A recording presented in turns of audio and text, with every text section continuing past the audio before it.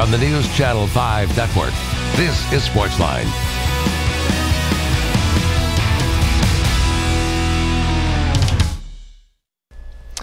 Hey there, SportsLine on your television. Steve Layman here with you. Glad you are here with us on this Monday night on News Channel 5 Plus. I think a cool show ahead for you tonight. We're going to spend the next hour talking about the Rock and Roll St. Jude Music City Marathon coming up on Saturday morning here in Nashville. There's some breaking news about that as well. We're going to get to that in just a couple of moments. But if you're a runner, if you're running this weekend, if you're thinking about running this weekend, if you just think this sounds interesting and maybe you want to start planning for next year's events, stay tuned over the next hour.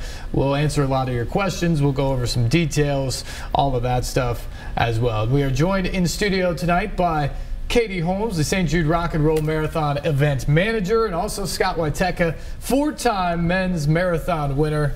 Thanks so much for coming in and being part of the show tonight. Thanks for having us. It's going to be fun.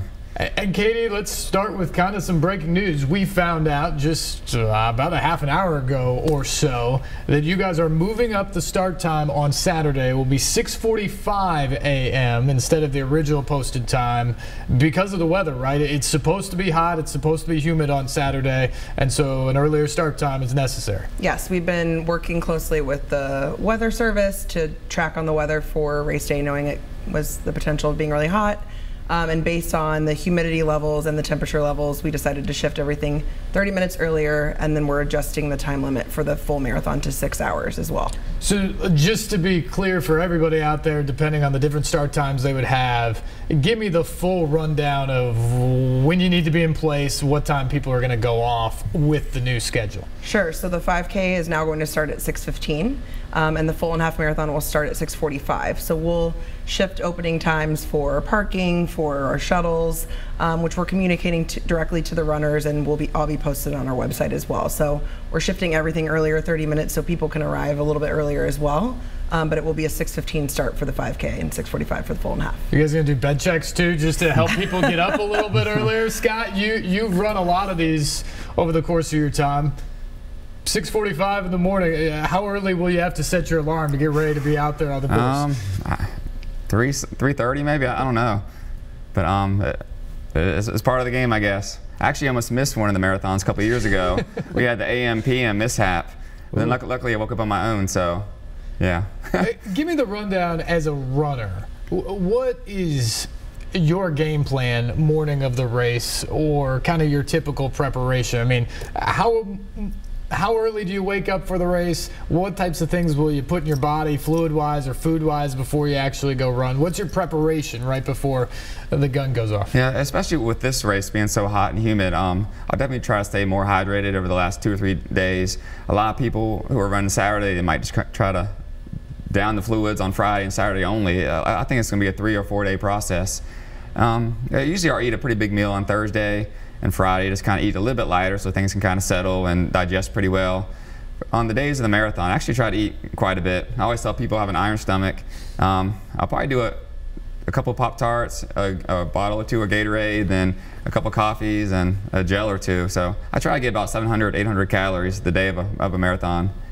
Yeah, before you get out there on the course. Yeah, you definitely got to fuel up. Absolutely. Let's talk a little bit about some of the other changes this year, Katie. You guys are going to do some course changes. The general route, I think, has largely stayed the same over the history of the marathon, but there's always some tweaks here and there. So for the folks who've run it before, coming back, what are they going to see different this time around? Well, one big change we made this year was eliminating a pretty big hill right towards the end of the half marathon and about halfway for the full marathon. So it's Nashville, there's hills, you can't really avoid it. But we were able to eliminate one that was kind of a really rough spot for the runners last year.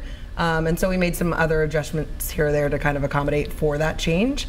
So we're excited that the city really worked with us on that one to get that change made. Scott, is a runner. Yeah. Hills are kind of your worst nightmare. Yeah, I hate hills. Yeah, I'm glad I took that hill out. I was just talking about the hill the other day. I didn't know it was gone, so it's gone. I'm a little bit happier. Yeah. What does that do, or how does that help, I guess, the mindset going into a race, knowing that maybe one of the largest hills anyway is no longer an obstacle? Oh yeah, as a runner, I always say my 2 worst enemies are hills and heat, and then Saturday's going to have them both. So if one of the big ones is gone, I'm a little bit happier, but still a little bit apprehensive. How challenging is this course? Because obviously it's gone through a little bit of a transition, this race, from once being really a professional race with a larger purse in terms of the money given out to the winner. But it's got to be one of the more challenging marathons that you can run, right? Based off of the terrain and the landscape here? Yeah, the course is definitely tough. I always think the toughest part is going through East Nashville, around 15 to 20 miles. You're constantly climbing up hills and going down hills, and you have so many turns. And then Shelby Bottoms, I always say that's the loneliest part of the course. Like, there's not much fanfare out there. It's just a lot of long straightaways.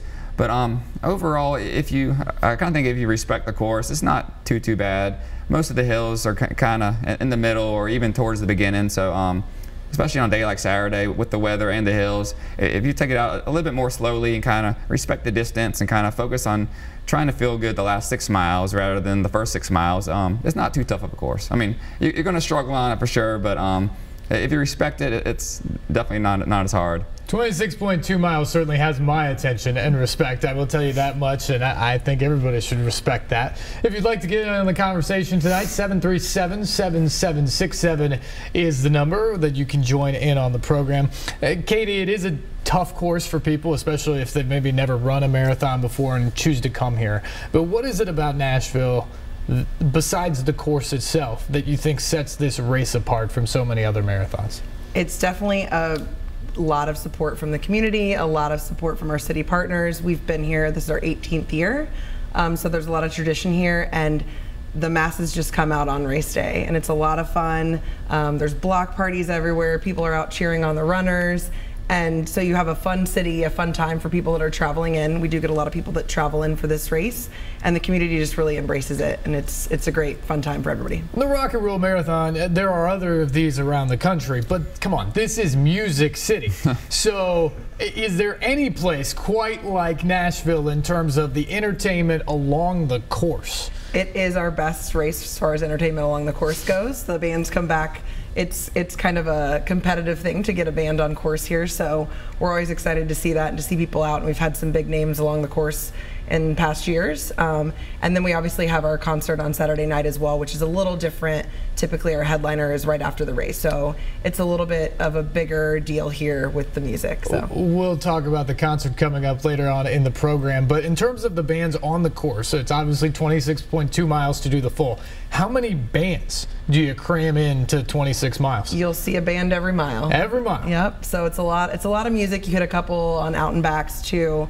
And again, sometimes you have the pop-up bands that are not necessarily an official band on course, but it's Nashville, but right? that's every day in Nashville. That's what people do. You don't need a race. People just show up on the street corner and play, and usually they're really good. Yeah. That's the great thing about this city. Scott, how does that make this different from a runner's perspective? And I know you recently ran the Chicago Marathon as well. That's obviously a huge marathon, but my guess is there's not bands on every street corner. How does the environment and the music here in Music City change the atmosphere for a runner? Kind of like Katie said, it's just the whole entire experience. You have people all along the course cheering you on, and then the bands keep it going. I always look forward to the band around 20 miles at Shelby Bottoms, because that's such a tough part of the race. And as soon as I get there, they start playing, and it gives me a boost. It kind of gives me something else to think about. I mean, 20 miles, you're tired, you're thinking about how much you want to stop and how thirsty you are, but when the band plays, it distracts you, and it gives you another energy boost. As someone who's done this many times, is that the threshold? Is the 20-mile marker sort of the time where you're like, man, I've run 20 miles, I still got 6 to go? Yeah, a lot of times it's the make it or break it point. If you're patient with how your race strategy is, you can get past 20 feeling pretty good, but usually 20 has the rep as known as being the wall, and when things get more difficult. So what do you tell yourself at that point? I mean, you start counting down the miles. What are you telling yourself to push through the final 6? Once I hit 20 miles, I try to kind of reset my brain a little bit and try to break it down mile by mile, because if you hit 20 miles and you got 6.2 to go, that sounds like a lot, and it's mentally frustrating. But if you can take it one little chunk at a time, and it makes it go by a little bit easier, and the bands help, and then the people cheering you on help, and just trying to find as many distractions as possible to kind of keep it going. You got to find a carrot to kind of hang in front of your face. For both of you, is there another sport that has the level of camaraderie that you get in races like this. I mean, because everybody out there is going to be cheering, and they're going to be cheering for Scott, and they're going to be cheering for Katie if you were running, and Steve if I was running. I mean, it just seems like when you get out there on race day, it's sort of everybody in the crowd for every individual on the course. Yeah, I mean, it's a really cool thing to see. It's our favorite on staff. It's our favorite day is race day. We do get to see the community come out, and they're cheering for everyone. The runners are cheering for each other. I mean, you see the best stories ever at the finish lines of, marathons and half marathons, and it's just really great to see that and to get to see all the hard work really pay off, and people's lives are changed, and they're really out there supporting each other. So no question about it. We're talking about the St. Jude Rock and Roll Marathon coming up this Saturday morning. New start time for the half marathon and marathon 6:45 a.m. due to likely heat and humidity on Saturday morning. We'll take our first break. Phone lines are open. 737-7767 is the number. Wide open lines if you'd like to join in on the program. Otherwise, we will keep up the conversation on the race, some of the other activities surrounding this weekend as well. So stay tuned. We're just getting started here on SportsLine on News Channel 5+.